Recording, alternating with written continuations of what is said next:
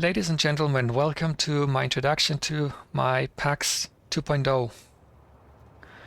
It's a very simple system. It is a very robust system.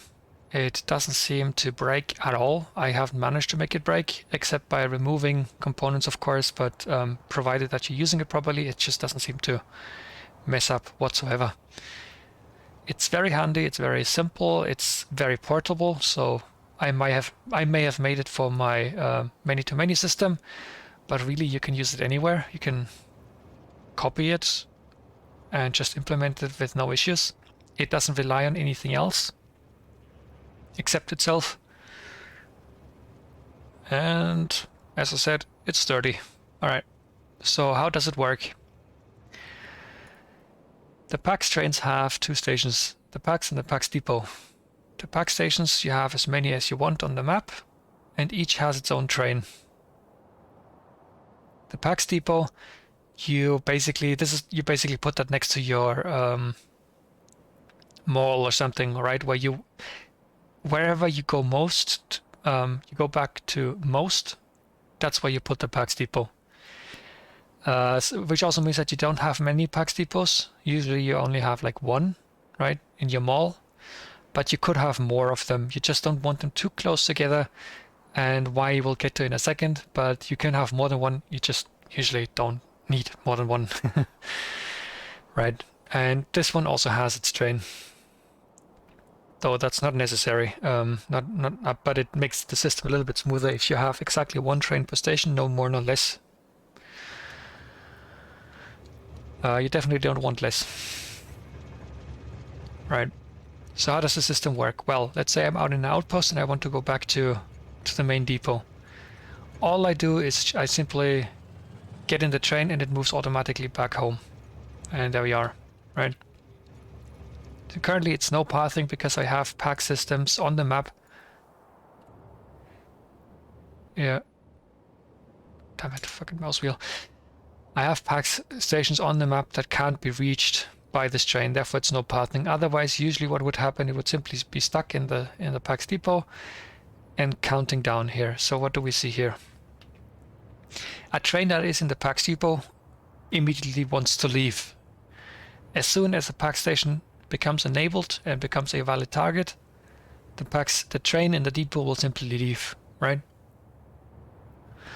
If it arrives in the PAX station, it will stay there until it is either told to leave, and we'll get to how this second condition happens in a second, or if the train has been there for at least 3 seconds and you get into the train, then that's also a cause for the train to actually go leave the PAX station and go to the PAX depot, right? This combines into a system where, as I said, all you need to do, and let's leave the map here, all you need to do if you want to go back to your mall is you simply get in the train, and once you're in the mall and you want to leave, of course, this is where it gets a little bit more complex because you need a valid station to go to, so they can't be turned off. So what you do is you have two options. You can either, and this is what I usually do, you can simply control click close to a station that you want to go to, right? The train will move. Then you go into the temporary station here, and finally the train moves in. In this case, it just kept moving. Because okay, let's do that again. I accidentally moved, I moved the, because of a brain fart, I moved the temporary down, but here 5 seconds pass, the train moves into the PAX station and it simply remains there, and I didn't get out of the train, therefore it moved again. But usually, you know, the train would stay here and it would look just like this. The station then turns itself off, the train that was here goes back to the PAX depot, and that's it. Another option, if you don't want to use the control click for whatever reason, is you get into the train, you look on the map, where do you want to go? Let's say I want to go up here. Okay, how do I enable the station? I can either, if I have a reach mod, I can turn this with the reach mod, and if there's something for the inserter to pick up, that would be enough to trigger the station. Or another option is this one here is currently turned on, so the opposite of that is turned off. I go into here and take the one that's disabled, and I copy paste that over it, And there we go.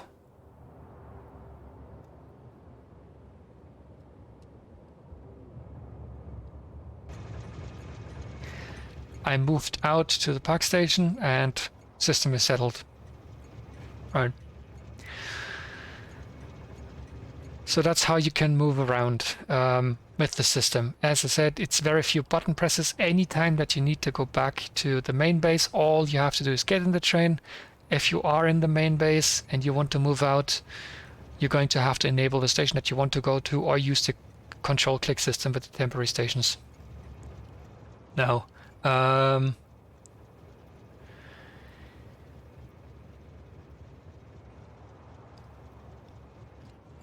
let's talk about the circuit condition. So this one happens or is necessary because if I move with this train, let's say, and I move up to this train over here, and I want to go into the station, well, I can't because there's a train already here, right? So what I've done is I've created a feedback kind of system that reads a signal, and if this one reads backwards, right? If this one says, and I actually need to, oh well, if this one says there's a train present in this bit here, it will cause the train that is here to leave, right? Because this one reads D for dispatch. It is connected to the station, so the connection to the station sends the signal of D to the train, and the train gets a circuit condition of D is not 0, therefore the train moves to the depot. Let's make that happen. I move in here, the train leaves, and now I can go with this train in here and get out of the train and do whatever I want, right? So this is how I've set up the management of trains per system. And of course the thing also works the other way around. So you can see here I have 2 stations always per PAX station, right? The system here, wherever, and the same with the signals. This can handle a train coming in from either direction, provided that, of course, the train that's already here can leave. So I've never had any problems with that, but if you find that you do, you might want to remove one of these sides.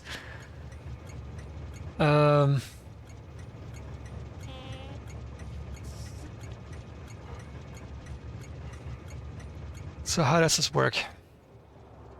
Well, the way I built it is first I built myself a truth table. I needed to figure out under which circumstances do I want the station to be turned on or off, and then turn that into combinators essentially, right? So when do I want the system to be turned on? Well, if I'm in the train, in the main base, right? And let's put you back on automatic. That's a mod, by the way, doing that anytime you get into a train that is no pathing or only has 2 stations or whatever. I don't remember the exact. It just turns it into manual, but yeah. So I'm in the main base and I want to move out. For that I need to have the station turned on, right? Okay, so if I manually want the station to be turned on,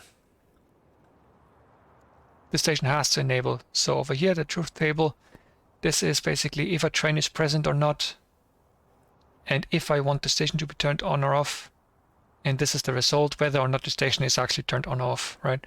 So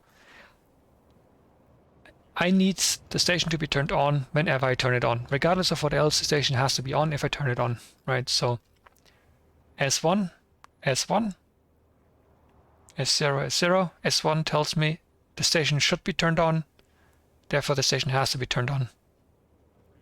Alright, regardless of what else. So if the station is on but no train is present, well, the station needs to be turned on because I want it to be turned on. And over here, there is a train present, but it doesn't matter. I want the station to be turned on, therefore it will be turned on. When do I want the station to be turned on? For other reasons. Well, okay, so what if I'm out in the fields near an outpost and I might have to go back, right? I might need more supplies and I don't want to use the builder train because I've got that shipping other supplies. I just need, I don't know, last little bit of landfill real quick or something. So, or I need to go somewhere else. There's an emergency somewhere and I need to go. Well, that means I do need a train present, right? I always want to have trains present. That means the station needs to be a valid target for trains to go there if there's no train, right? So if I have no train present, the station also needs to be turned on. So train not present is T0. If I have T0, the station needs to be on. And down here again, T0, station needs to be turned on. T1, the train is present. Well, in this case, the station is turned on because I wanted it to be turned on. Or over here, the train is present and I don't care whether the station is turned on or off.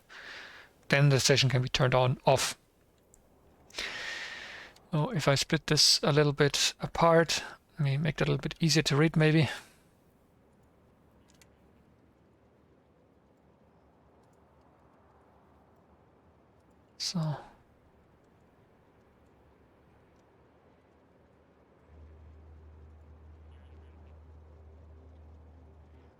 So basically what you can see here is I have all the options: train present or not, or train not present, train present, station.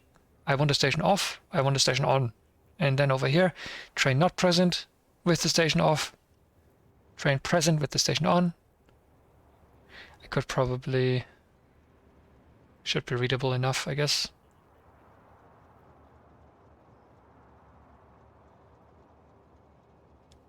I think you can see what I'm getting at here, right? I have all the options on the left side. This is the truth table and all the results that I want them in each case to take. So if a train is not present, I need the station to be turned on. Right down here the same. If a train is not present, I need the station to be turned on. And because I'm sitting in the main depot and I want to go where, if I want to go where, I turn that station on. Therefore, regardless of what else, the station has to be turned on if I want it to be on, right? Same over here. I want it to be on, station turned on, right? Over here too. Regardless of what else, whether or not the train is present, station is turned on.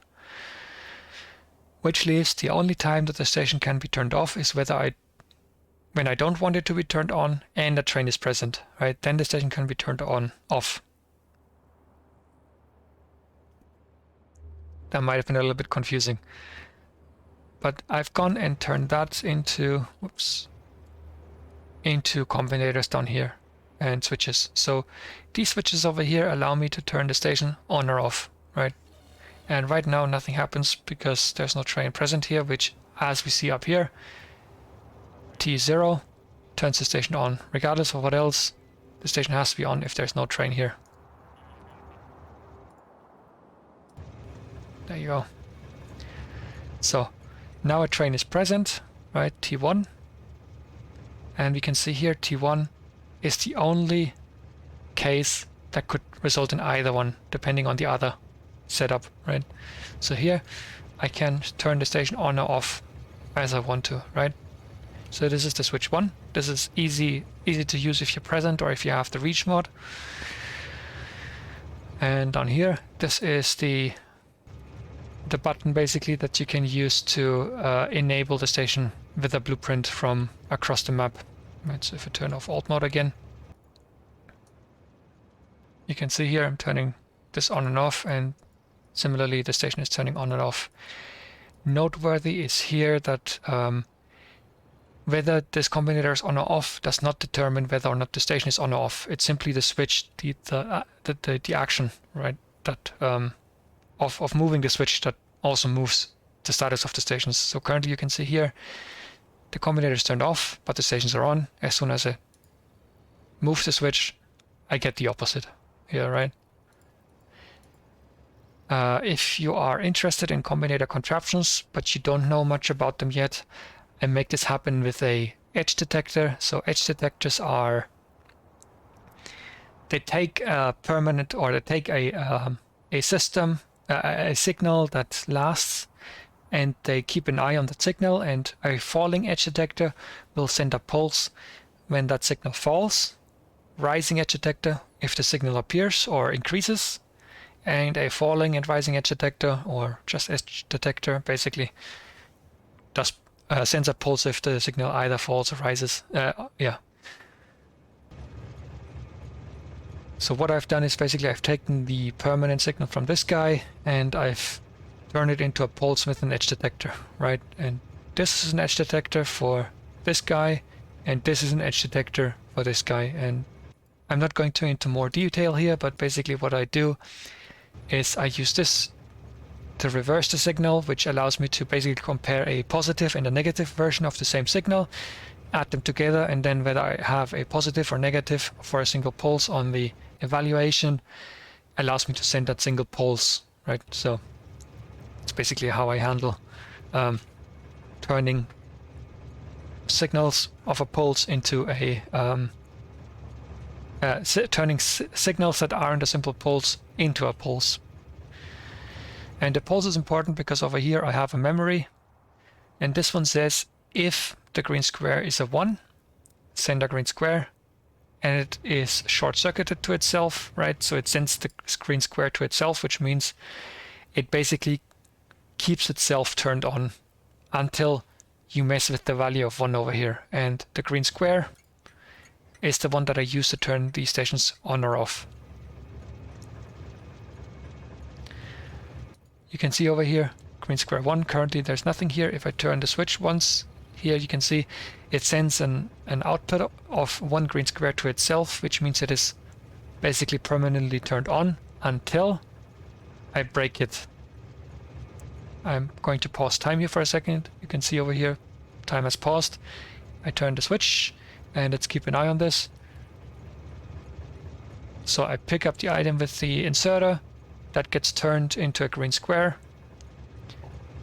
And over here, you see input 2 green squares, 2 is no longer 1. Therefore, on the next tick, as the combinator computes that, here we see the station has been turned off. Right? Okay, so this is how I handle the S state. Do I want the station to be turned on or off? That's with these combinators over here, as well as this one, which simply remembers the last state, right? But what about the T? If there's no train present, we remember, regardless of what I do manually, I need the station to be turned on so it is a valid target for a train to come in here and park.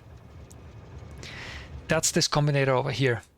If no train is present, send a square 1, and the square 1, as we remember, turns the station on. And that's basically this combinator over here. Very simple. If I move the train, you can see the station is turned on. As soon as I come in again, the station turns itself off. And that happens, that is important, because we don't want our trains to be locked in an endless loop, right? So this one needs to be automatic. If I don't have the ability to turn the station off when a train parks, what would happen is that the train goes back to the depot, and even if another train is here, the station would still be turned on, which means the train that came back to the depot moves out again, comes back to the station, kicks this train out, right, parks at the station, but because, again, we're not turning the station off, the train that was here does the same thing, and over, and you get an endless loop like that, right? So the moment that a train arrives, I need to turn the station off. And that's basically what this combinator does over here, along with another edge detector again. I'm reusing this edge detector both for the switch and for the station. What the station does here, it sees, okay, it reads the stopped train, it gets the train ID as a signal here, and which means that if a train is present, while the station sends this as a permanent signal, as long as the train is present, I turn that into a pulse again with the edge detector. The pulse goes in here and basically reverses the, or which way is that?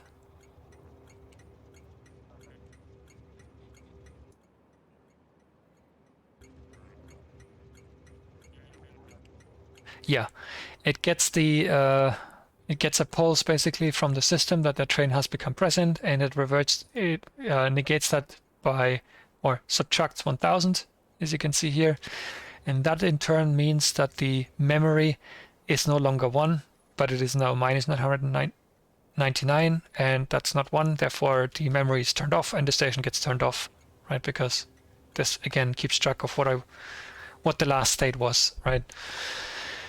Okay, and that's actually it. Really simple, not a lot of work. I think it's kind of solved in a smart way that saves a lot of combinators. You can make this happen with a lot more combinators, but I think I've managed to reuse the combinators in a fairly efficient way, so I don't need many. And it is very reliable. But there's one problem that remains, and this is trains that can kick each other out in an endless loop. If you remember, I told you that we need to turn the station off if a train is present. Or basically, to be exact, not if a train is present, but if a train arrives, we need to turn the station off, right? Because otherwise the train that was kicked out and went back to the depot is going to try and come back, right? And kick the now present train out, which in turn goes back to the depot, realizes the station is still on, comes back and kicks the new train out, and on and on and on, right? So this is an endless loop, and we've interrupted that by turning the station off as a train arrives. Which of course means that you can still create a loop if you managed a specific timing where one train arrives, kicks the previous train out, but does not actually enter the station, right? Does not actually turn the station off.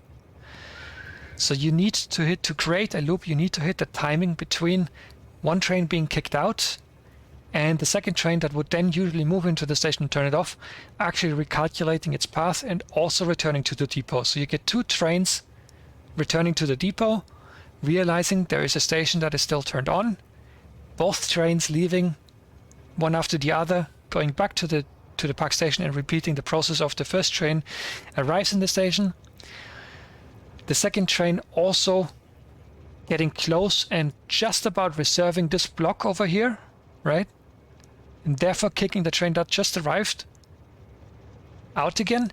But because this train arrived and temporarily turned the station off, the train that reserved this recalculates, and because it is still just far enough away, the train that would arrive here has the chance to recalculate its path to go back to the depot as well. So instead of, it kicks the train out, but it doesn't actually go into the station. And this is the factor that you have to reach to create an endless loop. Also, I should mark that the endless loop doesn't break the system, right? As soon as another train, like a resource train or whatever, or a manual command interrupts this specific distance between the two trains that causes this loop to happen, the loop breaks and the trains settle. So it doesn't break the system in any way. It's just annoying while it's happening, basically, right? But it's not like something that you have to bother interrupting. It'll eventually settle as soon as something interrupts either of the trains. The timing changes and then everything goes back to normal, right? But basically that is how you can still create a loop in this otherwise very stable system. You have to hit the timing between the second train kicking the first train out of the PAX station, but the second train also then has to recalculate that it goes back to the PAX depot instead of settling into the new PAX station as it should, right? So this is the specific timing that you have to hit. If you can avoid that, you're fine. And I discovered this basically in the sense that I have specifically the distance between this PAX depot and this PAX depot, where if the first train of the two leaves the PAX station and also leaves the circuit, if you've played with my outposting system before, you know that this circular path out here is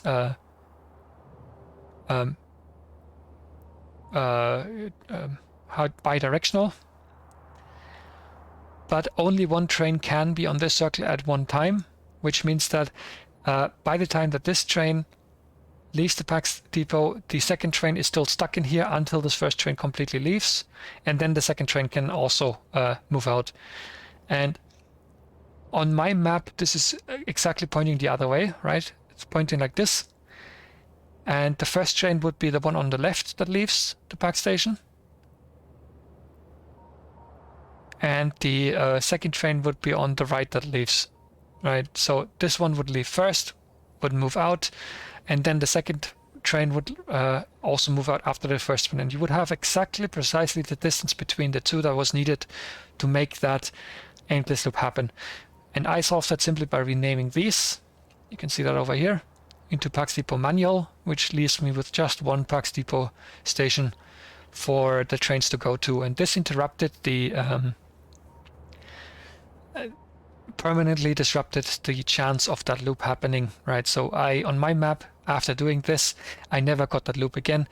So having only one PAX Depot station should theoretically, if I'm correct, completely hide the possibility of the loop happening, which means that, in other words, either you can just simply only ever have one PAX Depot station, or you make sure that they're far enough apart that you don't get this distance between the two trains that is perfect, that the second train both kicks out the first train but also recalculates that it needs to go back to the PAX Depot. Right. If that is confusing to you, the best thing is to simply test it out. I'm providing a blueprint of this setup where you can simply try how to use it, or you can take the stations and copy them into your system.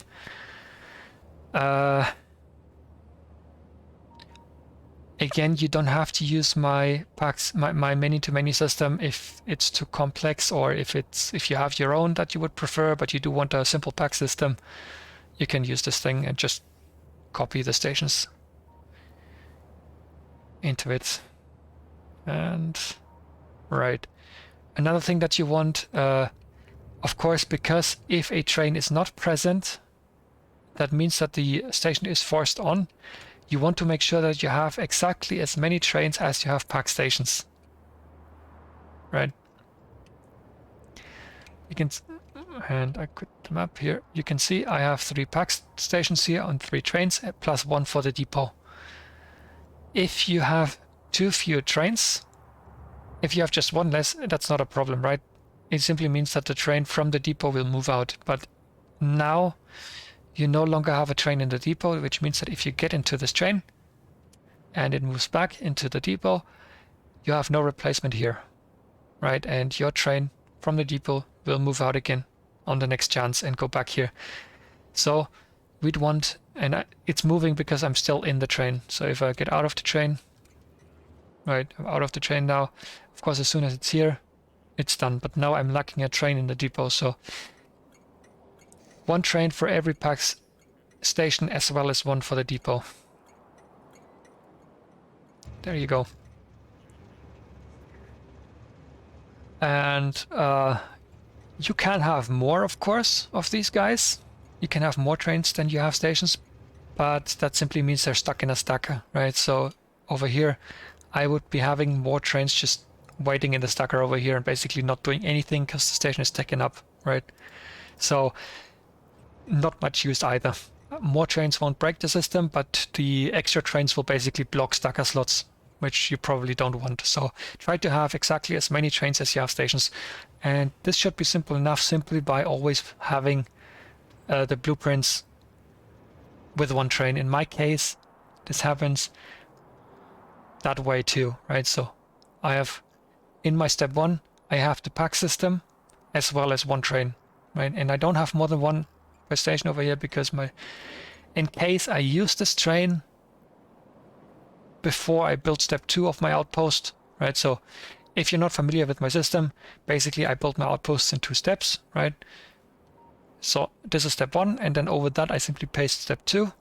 But if I'm in step 1 and I say, okay, I need to actually go somewhere real quick, there's an emergency, I get in the PAX train and leave. But the train isn't, I don't delete the train, right? So the train still exists. But I want to make sure that I don't get too many trains, which means my step 2 that I paste over step 1 doesn't have this train, right? Because I already created the train for this station over here. And the same is also the case in my depots. I have 2 PAX stations, PAX depot stations here. Also, 1, as I said, has been renamed to a depot manual. So this is one I might go to with, I don't know, builder trains or whatever. Again, these only have 1 train present in them, not 2. So this is the one train that's present here, but I don't have 2 of these trains, right? So same story here too. 1 train per stations, no more. I think that's it. I can't think of much more.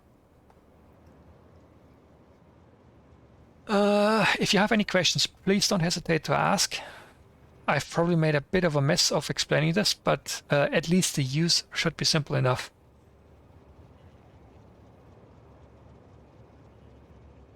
Alright, thank you for watching, guys.